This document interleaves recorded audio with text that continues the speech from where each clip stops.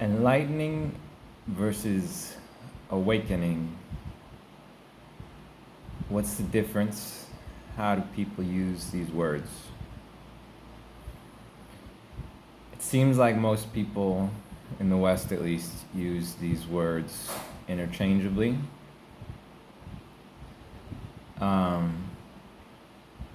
In the East, it seems like many people use them interchangeably, but some make a distinction.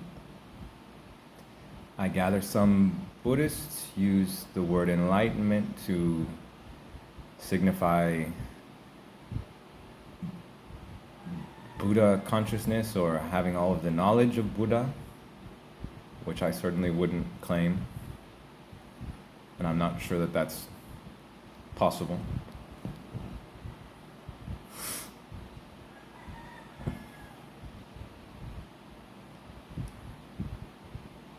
But what is awakening or enlightenment? It's the death of your ego. But it's not a clean black and white process. And there are definitely different levels of it and different extents to which it can happen.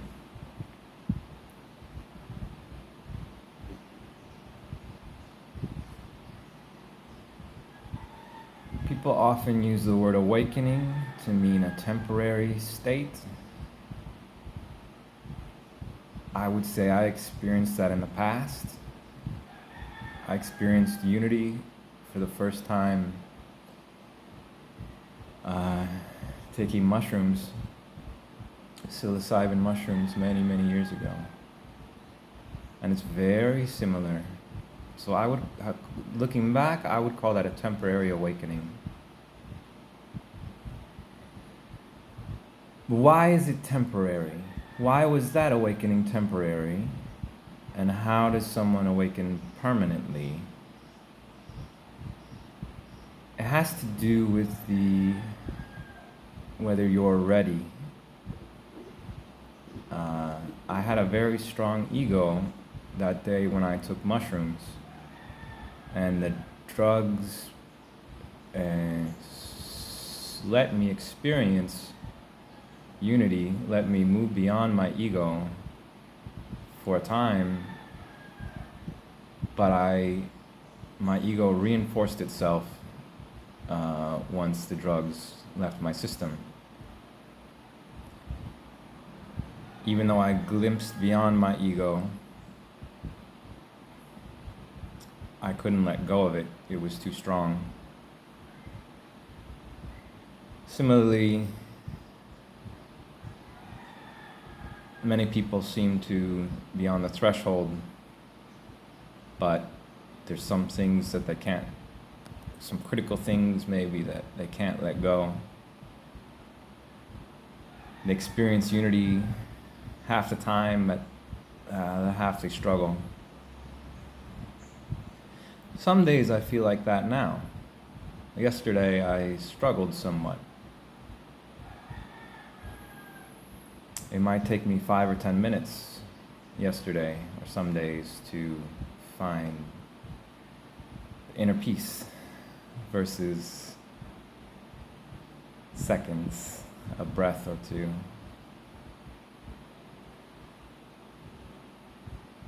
And why? It has to do with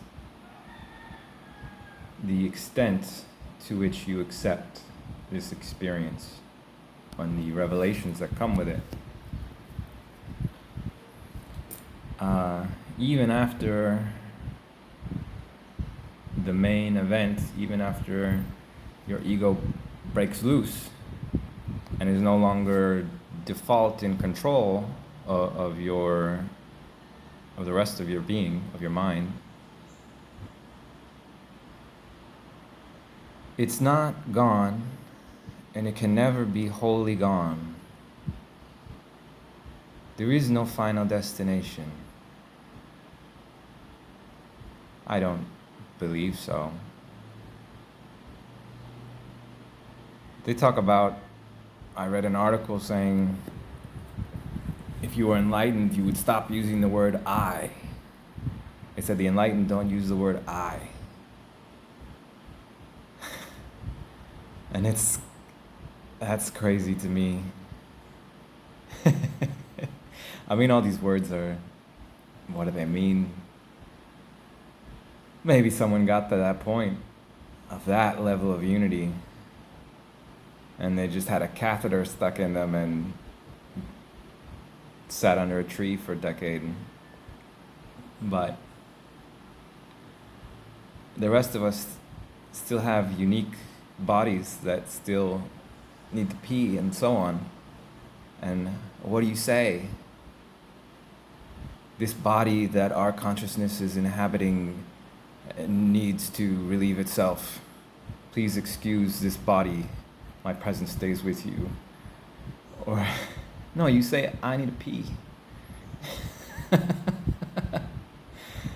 And similarly, your ego never 100% dies. It's an ongoing process. You loose it from your eyes, you loose it from control of your mind, but it's still there, and if something resonates with it, or certain things are challenging, certain situations can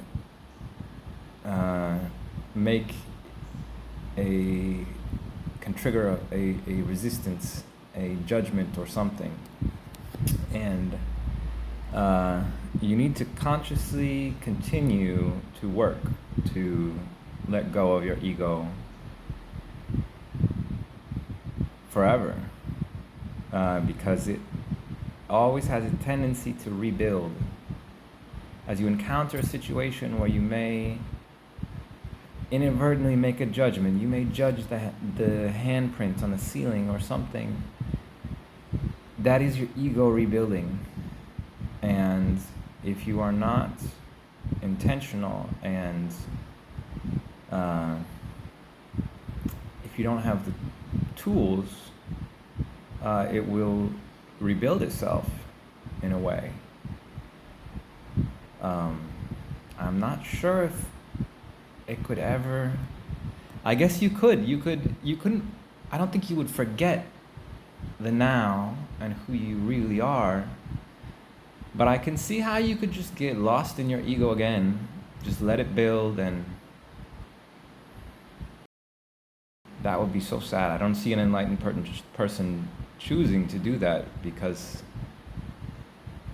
real presence is so much better than what ego gives you.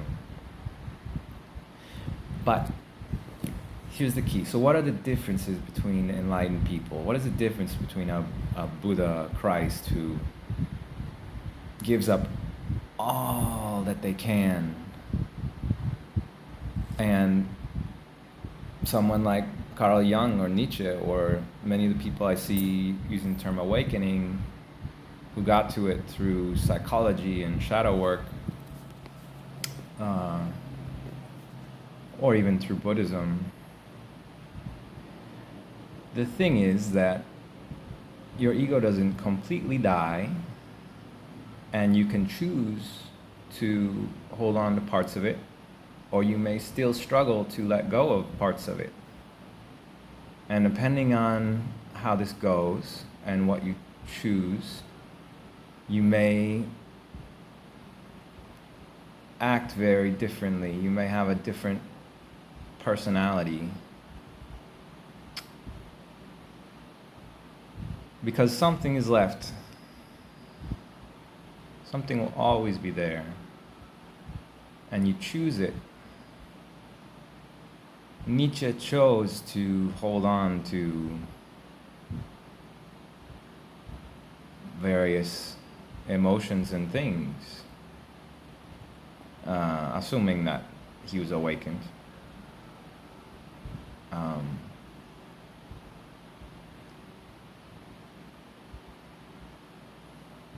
You can hold on to possessions and attachments and words and concepts and things, you can. And I choose to hold on to various things. And I think everyone holds on to some. But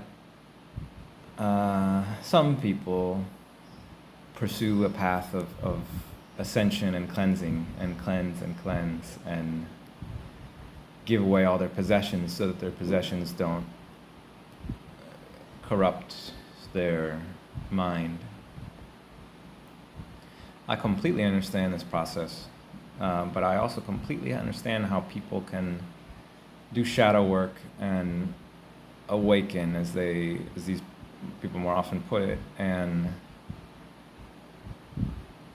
not have a desire to really change their lifestyle.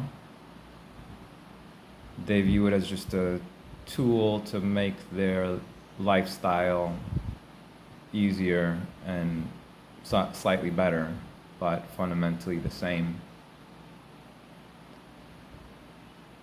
And I think many of these people don't look into the deeper areas. I also think intellectual knowledge and capacity has a lot to do with it. I think that my multidimensional thought capacity, because I've done a lot of work with multiple dimensions, and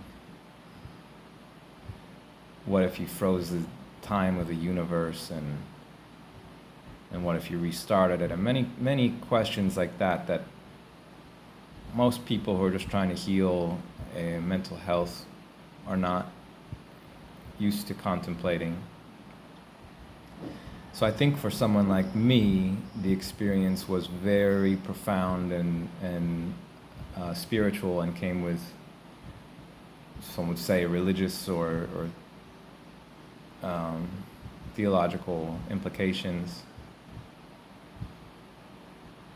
And I accept a greater portion of the now than many beginners who are crossing the threshold of awakening or enlightenment would accept. I was already a minimalist. I already knew that possessions possessed you. I'd already studied Buddhism and Taoism and to some extent Hinduism, and not an expert in any of these things, but I'm familiar with many concepts, and I'm able to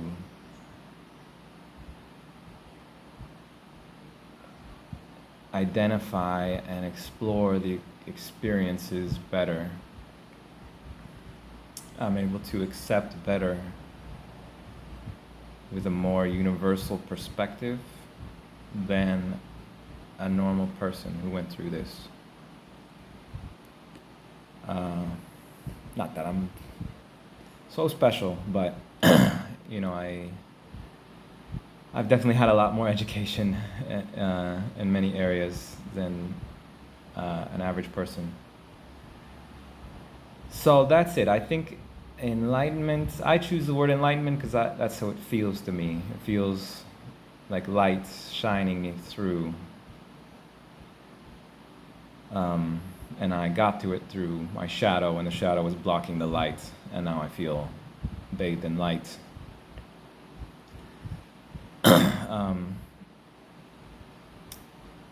But these are just words. And the experience is unique for everyone, and they choose their own path. And there is an I, there is something past enlightenment or awakening. And people still have a personality of sorts, and They still choose their personalities and so on. So that's the important thing to understand, that it's all a gray area, and you choose what to make of it, and you can choose whatever words you want to describe it. Words are just tools of communication.